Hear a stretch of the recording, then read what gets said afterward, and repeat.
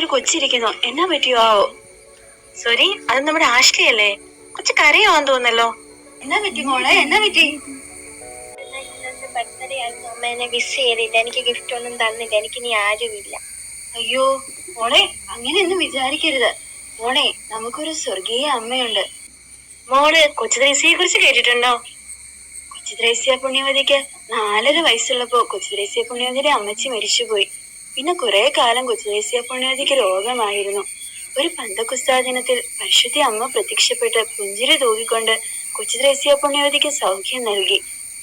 അതിൽ പിന്നെ പരിശുദ്ധ അമ്മയാണ് കൊച്ചു ത്രേസ്യ പുണ്യവതിയുടെ യഥാർത്ഥ അമ്മയായി മാറിയത്. നമുക്ക് ഈ ഭൂമിയിൽ കിട്ടാത്തതെല്ലാം നൽകുവാനും നമ്മെ സ്വന്തം അമ്മയേക്കാൾ കൂടുതൽ സ്നേഹിക്കുവാനും പരിശുദ്ധ അമ്മയ്ക്ക് കഴിയും.